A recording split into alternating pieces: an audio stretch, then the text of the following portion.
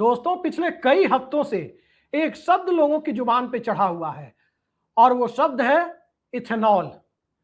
Ethanol की चर्चा आखिर हो क्यों रही है?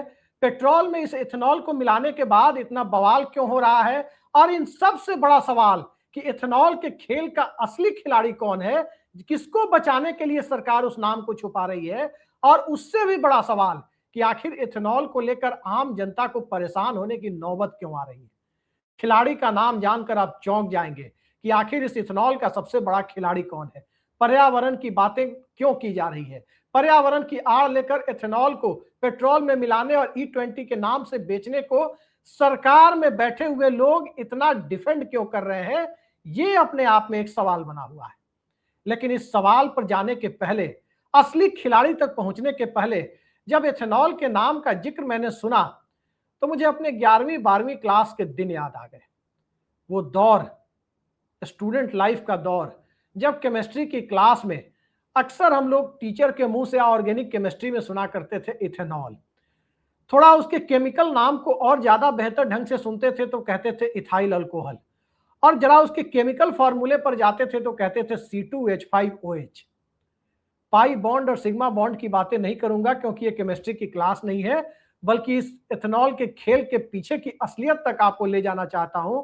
तो इस असलियत पर जाने के पहले भारत में इसको लेकर जो बवाल है वो बढ़ता क्यों जा रहा है और आम आदमी क्यों परेशान हो रहा है, इसकी एक वानगी तब देखने को मिली जब एक चर्चित यूट्यूबर है मनीष कश्यप का कहना है कि 2 महीने पहले उन्होंने टोयोटा इनोवा का एक टॉप मॉडल खरीदा, 35-40 लाख रुपए की आती होगी, और उस गाड़ी में उनका कहना है कि 2 महीने की गाड़ी है, 12,000 किलोमीटर चला है, और इथेनॉल मिश्रित पेट्रोल यानी E20 की वजह से उनकी गाड़ी का इंजन खराब हो गया है। अब जब मनीष कश्यप ये बात कह रहे हैं, पूरे देश के लोग ये बात कह रहे हैं, तब पेट्रोलियम कंपनियों की तरफ से पेट्रोल पंपों पर जो चेतावनी वाला पोस्टर दिखाई देता है, उस पोस्टर का जिक्र अपने आप होना स्वाभाविक हो जाता है। उस पोस्टर में क्या लिखा गया है? समय समय पर अपनी टंकी की जांच कराते रहें, साफ सफाई कराते रहें, वरना गाड़ी में कोई समस्या आएगी तो पेट्रोलियम कंपनियां जिम्मेदार नहीं होगी। सरकार जिम्मेदारी से भाग रही है, पेट्रोलियम कंपनियां जिम्मेदारी से भाग रही है। और अगर किसी पेट्रोलियम कंपनी के किसी भी बड़े अफसर ने मीडिया के सामने आकर कोई बाइट दे दी और कह दिया कुछ, उसके बाद से कंपनी की तरफ से स्पष्टीकरण आ जाता है कि उनके बयान को तोड़ मरोड़ कर पेश किया गया। अभी कुछ दिन पहले की ही बात है, एक मीडिया पोर्टल से बात करते हुए BPCL के, भारत पेट्रोलियम के एक बड़े अधिकारी ने कह दिया कि इथेनॉल के इस्तेमाल से, E20 के इस्तेमाल से भारत में जो माइलेज है गाड़ियों की, वो गाड़ियों की माइलेज तकरीबन 30% कम हो जाती है। मतलब उसके पहले अगर आपकी गाड़ी 1 लीटर में 10 किलोमीटर जाती होगी तो उनके मुताबिक 1 लीटर में 7 किलोमीटर ही जाएगी, 3 किलोमीटर कम हो जाएगी उसकी माइलेज, 30%। लेकिन उसके बाद BPCL की तरफ से स्पष्टीकरण दिया गया कि उनके बयान को तोड़ मरोड़ कर पेश किया गया। दरअसल वो ये कहना चाहते थे कि शुद्ध एथेनॉल से, 20% मिलावट से नहीं, शुद्ध एथेनॉल से यदि कोई गाड़ी चलेगी उसमें माइलेज 30% कम होगी। अब शुद्ध एथेनॉल से कोई गाड़ी चलेगी, उसके इंजन का क्या हाल होगा और क्या 30% ही कम होगा, वो BPCL और सरकारी कंपनियों के या दूसरी कंपनियों के लोग जाने। हकीकत यह है कि आज आम आदमी इस E20 से परेशान हो रहा है। लेकिन इस इथेनॉल को E20 कहते क्यों है? इस इथेनॉल को E20 इसलिए कहते हैं क्योंकि भारत में 20% की मिक्सिंग हो रही है। जी हां, पेट्रोल में 20% एथेनॉल मिलाए जाने की प्रक्रिया चल रही है। 20% एथेनॉल मिलाए जाने के पक्ष में तमाम तरह के लोग तर्क देने उतर गए हैं। नितिन गडकरी उसके पक्ष में तर्क दे रहे हैं कि तमाम बकवास बातें हो रही है, कोई इंजन खराब नहीं हो रहा, कोई गाड़ी चोक नहीं हो रही, किसी की टंकी गंदी नहीं हो रही है, तमाम बातें कही जा रही है। वहीं मोदी सरकार के एक दूसरे मंत्री हरदीप पुरी, उनका नाम दूसरे मामले में काफी चर्चा में आया था, लेकिन इस मामले में वो कूदते हुए कह रहे हैं कि जब रेसिंग कारों में इथेनॉल मिश्रित पेट्रोल का इस्तेमाल हो रहा है, वहां खराबी नहीं आ रही है तो यहां क्यों खराबी आएगी? ये सारी बातें बेकार की बातें हैं, कोई खराबी नहीं आएगी, इथेनॉल से कोई दिक्कत नहीं है। लेकिन क्या वाकई कोई दिक्कत नहीं है? उदाहरण तो नितिन गडकरी भी अमेरिका का देते हैं कि अमेरिका में दिक्कत नहीं आ रही है तो भारत में कैसे इथेनॉल से दिक्कत आएगी। और यही वो हकीकत है। और इसके बाद जो मैं आपको बताऊंगा कि आखिर इथेनॉल के खेल का खिलाड़ी कौन है, उसके तार यहां से जुड़ते हैं। दरअसल दोस्तों, अमेरिका में जो एथेनॉल बिकता है, इथेनॉल मिश्रित पेट्रोल बिकता है, उसे E10 कहते हैं। भारत में E20 कहते हैं। अमेरिका में E10 का मतलब होता है कि पेट्रोल में महज 10% एथेनॉल मिलाया जाता है। 10% एथेनॉल मिश्रित गाड़ियां वहां चलती है और उसमें कोई दिक्कत आने की कोई बात नहीं कही गई है, क्योंकि वैज्ञानिक तौर पर भी जो अमेरिकी दृष्टिकोण है, अमेरिकी वैज्ञानिक दृष्टिकोण है, साइंटिफिक अप्रोच है, वो मानता है कि अगर पेट्रोल में 10% मिलाया जाए एथेनॉल, तब वहां इंजन को किसी तरह की दिक्कत नहीं होगी। हालांकि वहां भी 10% से ज्यादा मिला हुआ तेल बिकता है, जिसे ब्लेंडेड ऑयल कहते हैं। आम बोलचाल की भाषा में कहें तो फ्लेक्स फ्यूल कहते हैं। लेकिन उसका इस्तेमाल कहां होता है? जहां 10% से ज्यादा अमेरिकी जहां पर मिलाते हैं पेट्रोल में इथेनॉल, उसका इस्तेमाल होता है चारा काटने वाली मशीनों में, खेती में, कहीं कहीं जनरेटर में भी इस्तेमाल होता है। कहीं कहीं खेती के लिए जो ट्रैक्टर, थ्रेसर, ट्रैक्टर नहीं, थ्रेसर जैसे जो एपरेटस होते हैं, जिससे गेहूं की कटाई वगैरह होती है, गेहूं को भूसे से अलग किया जाता है, धान से अलग किया जाता है, या पशुओं का चारा काटा जाता है, वहां उसका इस्तेमाल होता है। लेकिन भारत में उसे किस नाम से बेचा जा रहा है? भारत में 20% मिलावट के साथ, यानी पेट्रोल में 20% एथेनॉल मिलाकर, जिसे अमेरिका में फ्लेक्सी फ्यूल कहते हैं, 10% से ज्यादा मिलाए जाने को ब्लेंडेड ऑयल कहते हैं, और चारा काटने जैसे कामों में उस तेल का इस्तेमाल करते हैं। जैसे हम लोग अपने घरों में किरासन तेल का इस्तेमाल इन सब कामों में करते रहे हैं, उस तरह का, कमोबेश उस तरह का काम वहां लिया जाता है। उस तरह का काम हमारे देश में उस फ्लेक्सी फ्यूल को, उस ब्लेंडेड ऑयल को E20 का नाम देकर हमारी आपकी गाड़ियों में हमसे कराया जा रहा है। और तब कहा जा रहा है कि अमेरिका में कोई दिक्कत नहीं, हमारे यहां कोई दिक्कत क्यों है? लेकिन यह सच आपसे छुपाया जा रहा है कि अमेरिका में E10 के नाम से एथेनॉल मिश्रित पेट्रोल बिकता है। भारत में 10% की जगह 20% एथेनॉल मिलाकर E20 के नाम से बेचा जा रहा है। यह असली समस्या की जड़ हो सकती है। लेकिन सुप्रीम कोर्ट में सरकार की तरफ से क्या कहा जा रहा है? सुप्रीम कोर्ट में कहा जा रहा है कि अभी तक इसके कोई प्रमाण नहीं मिले हैं कि इथेनॉल मिश्रित पेट्रोल के इस्तेमाल से, यानी E20 के इस्तेमाल से गाड़ियों के इंजन में कोई खराबी आ जाए, टंकी में कोई खराबी आ जाए, गाड़ियां चोक कर जाएं, बीच रास्ते में रुक जाएं, ऐसे कोई प्रमाण सरकार को नहीं मिल रहे हैं। अब सरकार को बहुत सारी चीजों के प्रमाण नहीं मिलते हैं। सरकार को तो मशीनों के माध्यम से, जो आप अपने लोकतांत्रिक अधिकारों का प्रयोग करते हैं और चुनाव के समय, इलेक्शन के समय बूथ पर जाकर जिस मशीन को पी दबाते हैं, और उस पी दबाने के बाद आपका वोट कहां खलास हुआ, कहां गया, उस पर उसके भी प्रमाण नहीं है कि वहां भी कोई धांधली होती है। लेकिन क्या उसको लेकर देश में सवाल नहीं है? सवाल हैं।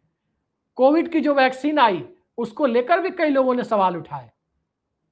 तो सवाल प्रमाण नहीं मिलने से या प्रमाण को दबा दिए जाने से सवाल खत्म नहीं होते। लेकिन इन सब के बीच असली खेल कि एथेनॉल के ऊपर इतना जोर क्यों दिया जा रहा है भारत में, तो बड़ा सवाल यह है कि भारत में एथेनॉल के ऊपर जो जोर दिया जा रहा है, उस एथेनॉल का बहुत बड़ा हिस्सा अमेरिका से आयात किया जा रहा है। जी हां, अमेरिका से आयात किया जा रहा है। और अमेरिका का आयात आप कम क्यों नहीं कर सकते? आप सभी जानते हैं कि सत्ता के एक बेहद करीबी गोदी सेठ को अमेरिका के डिपार्टमेंट ऑफ जस्टिस के द्वारा अब तक क्लीन चिट नहीं मिली है। ऐसे में ट्रंप साहब कहीं नाराज ना हो जाए, कहीं ट्रंप साहब एक बार फिर से ये ना कहने लगे कि भारत एक डेड इकोनॉमी है, भारत के साथ व्यापारिक रिश्तों पर सवाल न उठाने लगे, टैरिफ न थोपने लगे। इन सब से डरकर जिस देश का प्रधानमंत्री, जिस देश का शासक मौजूदा दौर में 56 इंच के सीने का प्रयोग अपनी बहादुरी को दिखाने के लिए चुनाव में किया करते थे, आज की तारीख में देशवासियों के सामने यह सवाल बनकर खड़ा है कि हमारी अर्थव्यवस्था और हमारी पेट्रोलियम नीति अमेरिका को खुश करने के लिए चलेगी या किसी और काम के लिए चलेगी। ये एक सवाल है। अब जरा इस खेल पर हम नजर डालते हैं कि कैसे अमेरिका के साथ अमेरिका कैसे निर्यात कर रहा है हमारे यहां। दोस्तों, अमेरिका का एक डिपार्टमेंट है एनर्जी इंफॉर्मेशन एडमिनिस्ट्रेशन, EIA। उस EIA ने पिछले वर्ष एक बयान में बताया था कि जनवरी से लेकर सितंबर तक के 9 महीने के दरमियान, 2025 के साल की बात कर रहा हूं, जनवरी 2025 से सितंबर 2025 के बीच अमेरिका से भारत को 35,39,000 बैरल इथेनॉल निर्यात किया गया। यह उसका दावा है, यानी औसतन हर महीने 3,93,000 बैरल इथेनॉल का निर्यात अमेरिका से हुआ।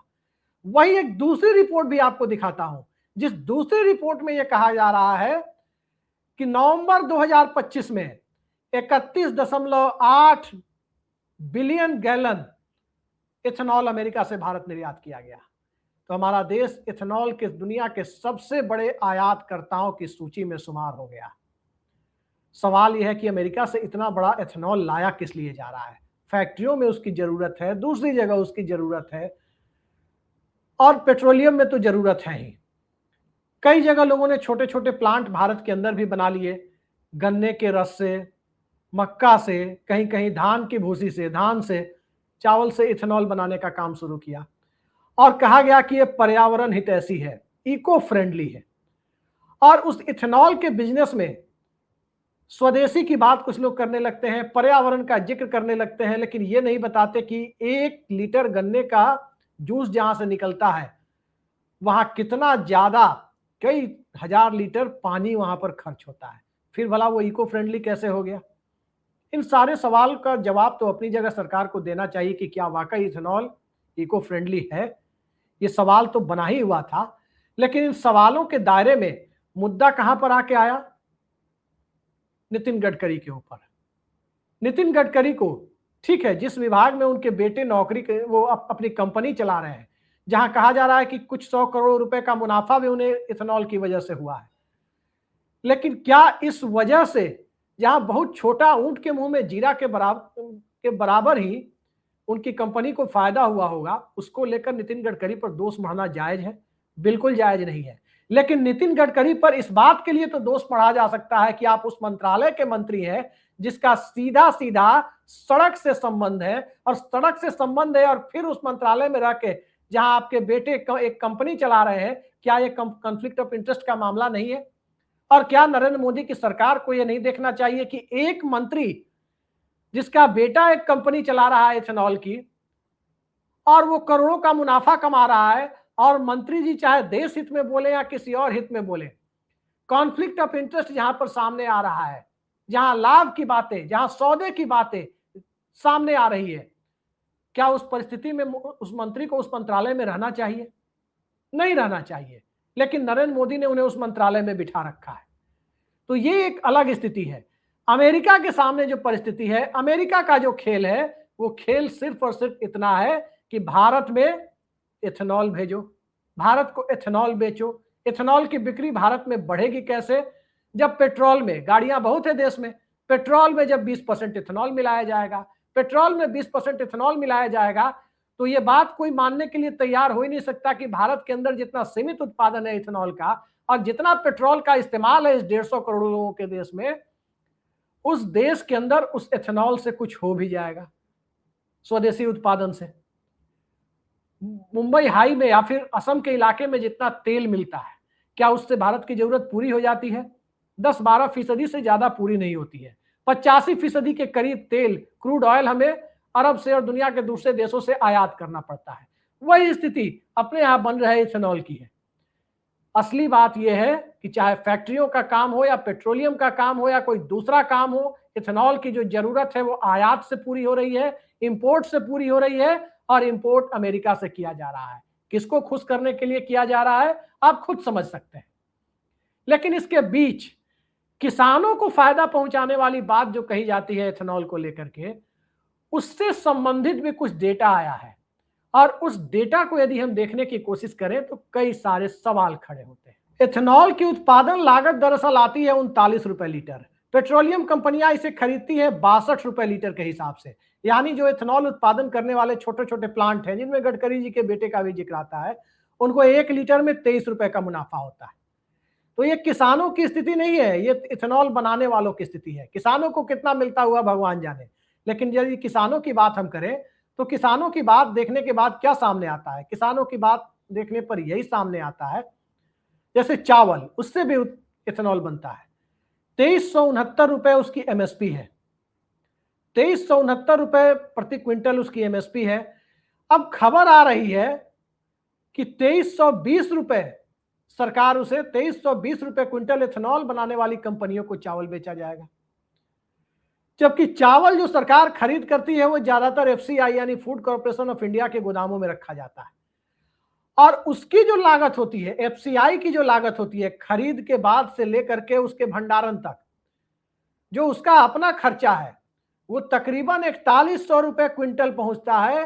तो सवाल ये उठता है कि ₹4100 क्विंटल जब एफसीआई को एक क्विंटल चावल की कीमत पड़ जाती है, रखरखाव को एक खर्च को जोड़ने के बाद, फिर उसके बाद उसे ₹2320 में बेचा जाता है, तो क्या इससे एफसीआई को घाटा नहीं हो रहा?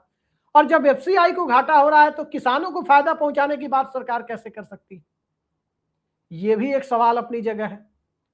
तो आज की तारीख में इथेनॉल को लेकर कई सारे जो सवाल हैं, उन सवालों के दायरे में असली खिलाड़ी कौन है? तो असली खिलाड़ी अमेरिका है। किसानों को कितना फायदा हो रहा है और इस देश में किसानों के प्रति सरकार कितनी संवेदनशील है, आप भी जानते हैं। किसानों को अपनी जायज मांगों को मनवाने के लिए 13 महीनों तक दिल्ली के आसपास घेर कर बैठना पड़ा था, तब जाकर सरकार ने तीनों विवादित कृषि कानूनों को वापस लिया था। तो ऐसी स्थिति में सरकार किसानों के हित की सोच रही है, ये बात आसानी से गले नहीं उतरती। फायदा किनको हो रहा है? इससे बड़ा सवाल यह है कि देश की विदेशी मुद्रा का खर्च, डॉलर में जो भारत के आयात का पेमेंट किया जाता है, वो खर्च किस लिए हो रहा है? उसका एक ठीक ठाक हिस्सा एथेनॉल की खरीद पर खर्च हो रहा है। और एथेनॉल की खरीद किस लिए? पेट्रोलियम में मिलाकर के, पेट्रोल में मिलाकर बेचने के लिए, जिसके बारे में, गाड़ियों के इंजन के बारे में कई सारे सवाल लोग खड़े कर रहे हैं। सरकार कोर्ट में कहती है कि कोई प्रमाण नहीं मिला है किससे गाड़ियों का इंजन खराब होता है। लेकिन उससे भी बड़ा सवाल कि अमेरिका से इथेनॉल खरीदने, इतनी बड़ी मात्रा में इथेनॉल खरीदने, 2025 के पहले 9 महीने में हर महीने औसतन 3,93,000 बैरल इथेनॉल खरीदने की नौबत क्यों आ रही है? इस सवाल का जवाब सरकार को देना चाहिए। गोदी मीडिया यह सच आपसे छुपाता रहेगा, कभी आपको दिखाएगा नहीं, क्योंकि कहीं ना कहीं गोदी मीडिया पर तो सत्ता के सिस्टम के भी ऊपर बैठे हुए गोदी सेठों का कब्जा है। जनता का बड़ा हिस्सा सच के लिए, सूचनाओं के लिए पत्रकारों के बीच आता है, चैनलों पर आता है, लेकिन दिन रात वो हिंदू मुसलमान वाली डिबेट देखने के बाद असलियत से कहीं ना कहीं रूबरू नहीं होने की वजह से निराश भी होता है। एथेनॉल की असलियत यही है, E20 की असलियत यही है, और इस देश के अंदर आपको सिस्टम के दायरे में जो आपके साथ खेल खेला जा रहा है, उसकी असलियत का बस एक छोटा नमूना भर है। तो आप हमें कमेंट बॉक्स में बताइए कि एथेनॉल के ऊपर की जो ये स्टोरी है वो कैसी लगी है। आज के लिए इतना ही, नमस्कार।